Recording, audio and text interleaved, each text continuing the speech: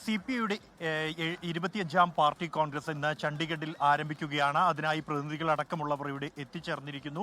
എല്ലാ ഒരുക്കങ്ങളും തന്നെ പൂർത്തിയായിരിക്കുന്നു. ഇത്തവണ ആദ്യ ഈ പാർട്ടി കോൺഗ്രസിന്റെ ഭാഗമായുള്ള പരിപാടി എന്നുള്ളത് തന്നെ പൊതുസമ്മേളനമാണ്. സാധാരണ രീതിയിൽ കഴിഞ്ഞ പാർട്ടി കോൺഗ്രസുകളിലെല്ലാം തന്നെ ഏറ്റവും അവസാന ഇനമായാണ് പൊതുസമ്മേളനം ഉണ്ടാവാറുള്ളത്. എങ്കിൽ ഇത്തവണ ആദ്യ ഇനം തന്നെ പൊതു സമ്മേളനമാണ്.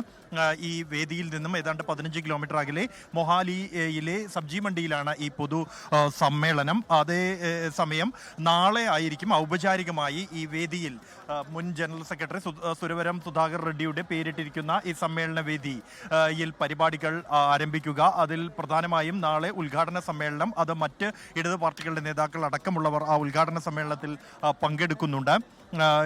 അതിനുശേഷമായിരിക്കും പ്രതിനിധി സമ്മേളനം അടക്കമുള്ള മറ്റ് നടപടികളിലേക്ക്, ചർച്ചകളിലേക്ക് പാർട്ടി കോൺഗ്രസ് കടക്കുക. ഈ പാർട്ടി കോൺഗ്രസിന്റെ ഘട്ടത്തിൽ പ്രധാനമായും പ്രത്യയശാസ്ത്രപരമായ ചർച്ചകൾക്ക് അപ്പുറത്തേക്ക് പ്രധാനമായും ഉയരുന്ന ഒരു ചോദ്യം എന്നുള്ളത് ജനറൽ സെക്രട്ടറി സ്ഥാനത്ത് ഡി രാജ തുടരുമോ എന്നുള്ളത് തന്നെയാണ്.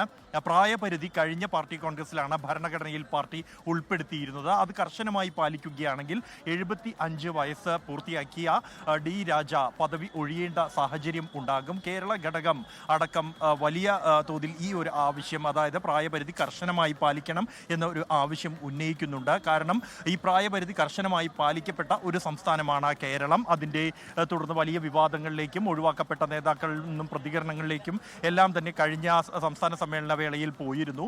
എന്നാൽ അത് ദേശീയ തലത്തിലും പാലിക്കണമെന്ന ആവശ്യമുണ്ട്.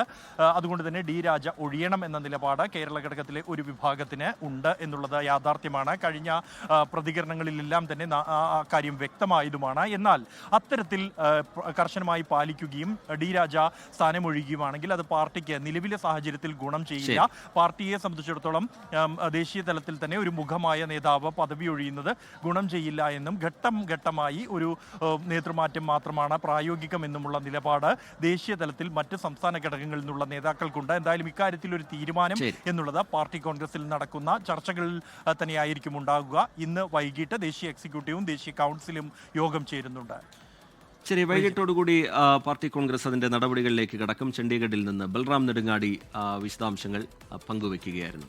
ലോകത്തെവിടെയായാലും ഏത് സമയത്തും 24 വാർത്തകളും ഓഗ്മെന്റഡ് റിയാലിറ്റി പാക്കേജുകളും എക്സ്പ്ലെയിനറുകളും വിശദമായി കാണാൻ ഞങ്ങളുടെ യൂട്യൂബ് ചാനൽ നിങ്ങൾക്ക് സബ്സ്ക്രൈബ് ചെയ്യാം.